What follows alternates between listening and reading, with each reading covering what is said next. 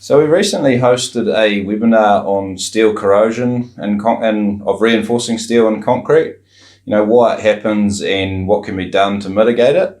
So today I wanted to take a quick look at some of the questions that came from the attendees and answer them. So my name's Doug Hamlin, this is Hayden Prestidge, and we'll make a start by going through we get a question around what happens to the hydrogel, once it's spray applied. Does it handle, movement and cracking and temperature changes, that sort of thing? So what do you say, Hayden?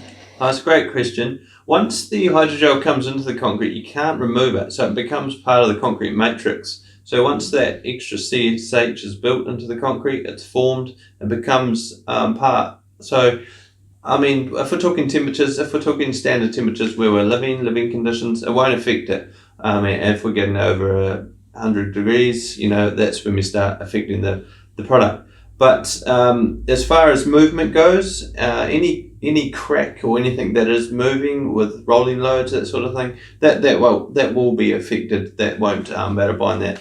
Does that make sense a bit? Yeah, it does. Yep. No, I think that's. But what about CFA application? Does it affect the strength? We had that question quite a bit. I've got an older structure, or I've also got a new structure. How does that affect the strength? Yeah, so in short, it doesn't have any adverse effect on the strength of concrete. In a brand new concrete, if it's applied as a cure, it actually helps the hydration process. So you do get some strength gains. In an existing structure, it won't change.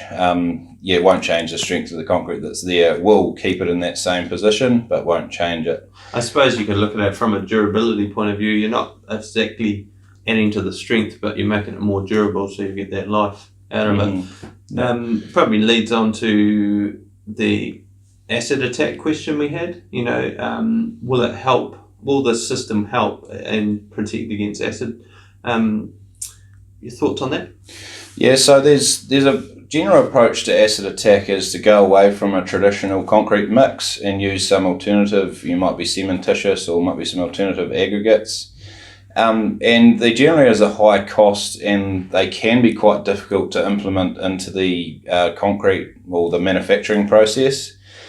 So you can use a hydrogel in a standard concrete to improve that performance and give you that resistance to acid attack. So some of the testing we've done on a standard concrete, we'll see improvements by around 30 to 40% of acid attack. In a concrete that's already high performance, you're sitting around that 10 to 12% improvement. So yes, you definitely can give that extra life from that hydrogel. That's good. So yeah.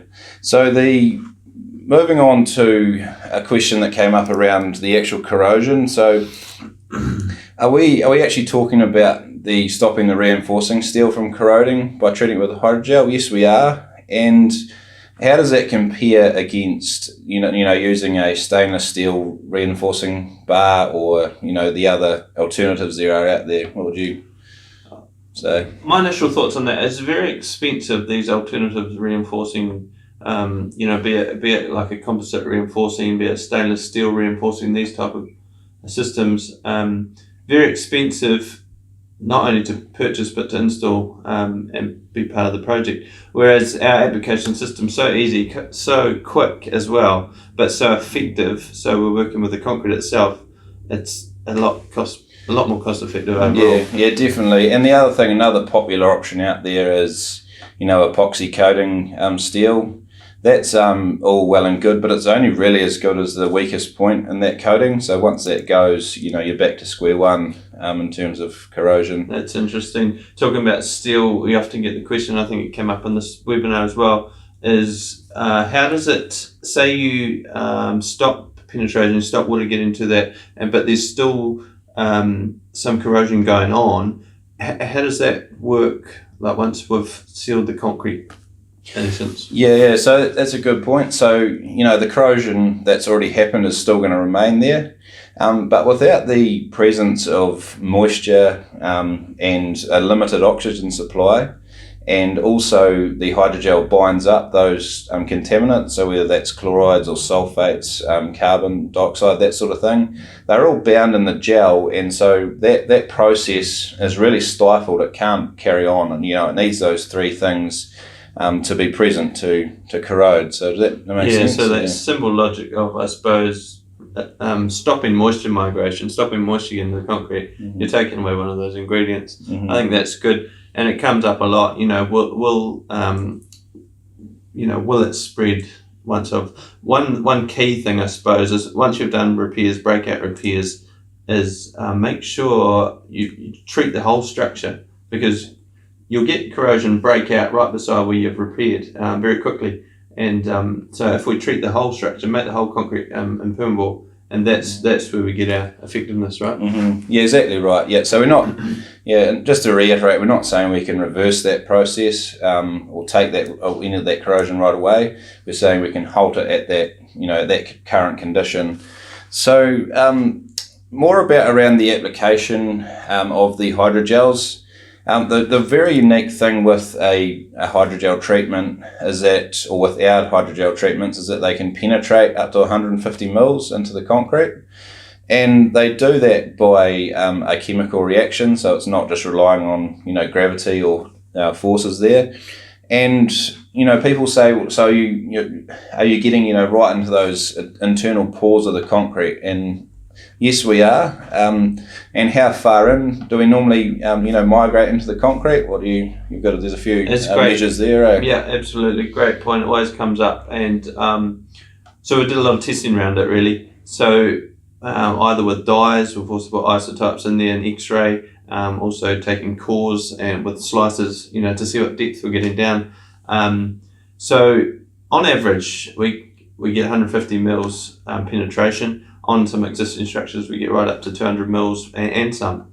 So we're getting right through to that depth of steel, right where it matters. So we're getting that penetration. And the other key thing about it is it's nothing that can be worn off over time. So it becomes, as I mentioned earlier, a permanent part of that structure.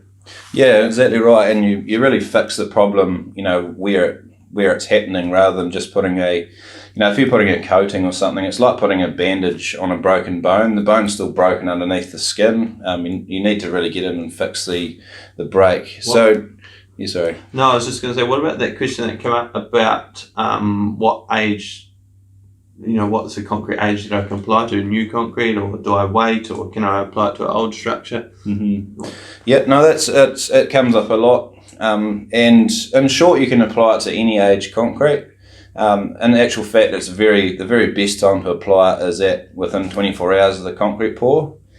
So that will give you, curing benefits. It will make sure that's all the cement and water is properly hydrated.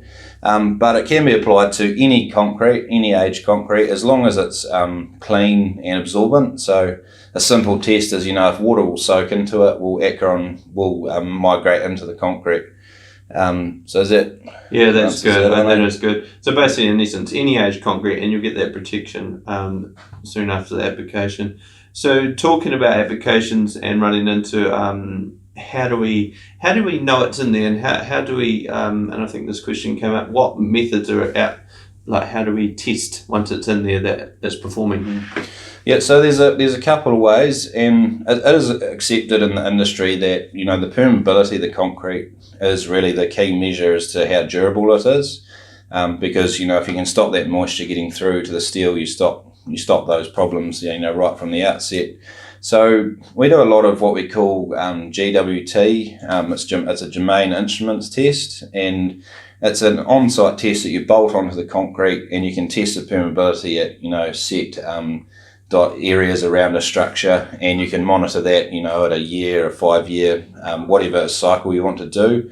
Also, you can measure the chloride content or the sulfate content of the concrete, and monitor that over a number of years. We've seen those those chloride levels just stay at a plateaued level from the day we treated it. They haven't moved, which is real proof that it's in there, it's working. So yeah, those are the main two measures. I'm not a big fan of destructive testing, so those are two fairly minimal impact tests you can do on a structure to to test that performance. But yeah, I guess testing isn't one thing, but it's really the track record we've seen out in the field. Structures that have been on that exponential damage curve. They're heading towards needing replacement. We treat them and we can push that life out, and they don't keep deteriorating. So that's what really is the true measure. Yeah, I was going to say exactly that. It's the case studies. It's the structures we have treated. They're the ones that are the results. Hopefully that helps, and hopefully that helps answer some of your questions. Look forward to talking to you again soon. Well, thank you.